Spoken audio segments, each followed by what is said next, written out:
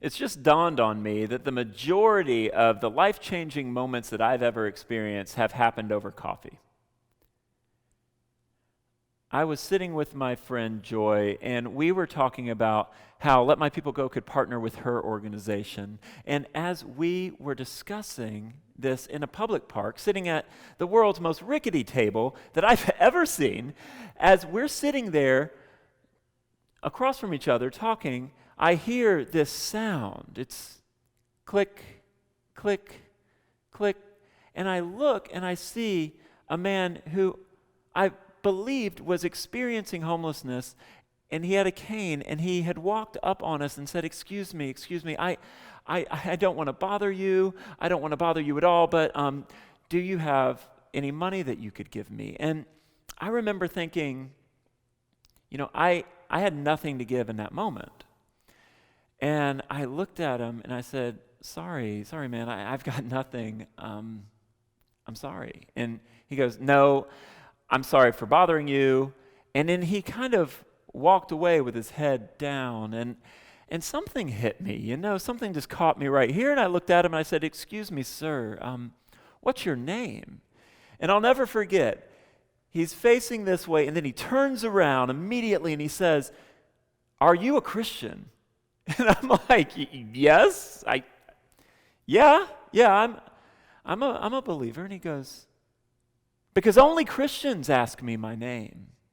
And I thought that was very interesting. And he said, you know what, I'm a Christian too, and I have a story to share.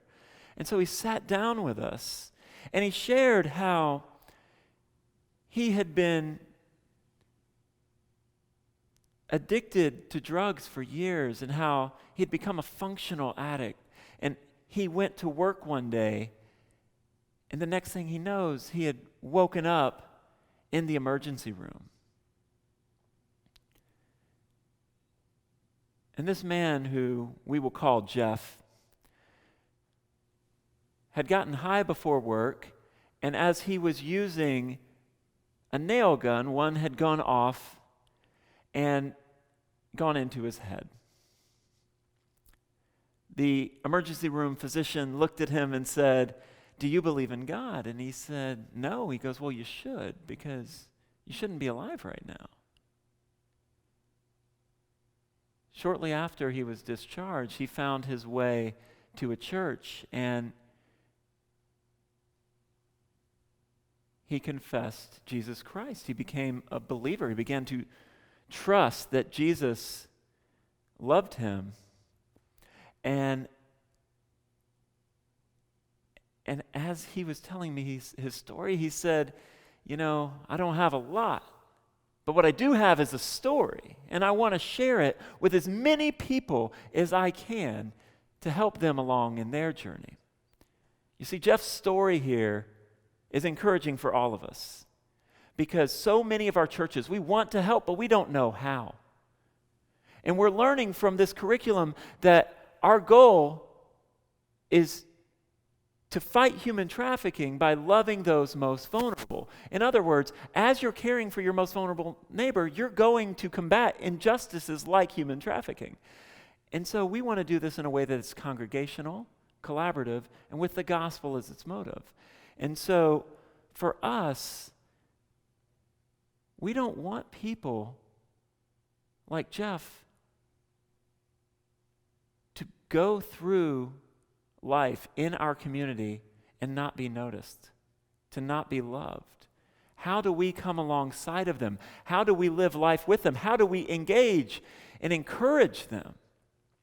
What you will learn in this session is that each congregation can do something, and we can do that as we identify vulnerable people, empower the vulnerable people that we've identified, protect the people that we've empowered, and ultimately include them in our congregation.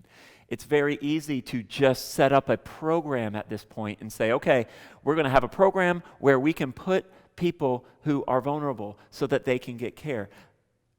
I know that's probably coming from a good place, but the design of this curriculum is to ultimately help you identify, empower, protect, and include vulnerable people so that they can become part of your congregation? How can your congregation identify the Jeffs in your community? Do you know what to look for?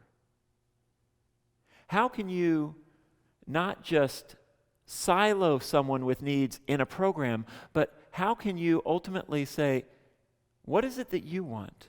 What are you passionate about? What dream do you want to live up to? How can we help you get there?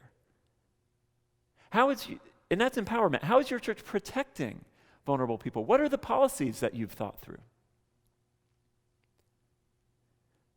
What are the ways that you address the needs in your community and the needs in your church? And ultimately, how can you include people in your church? You will learn this as you work through this session today.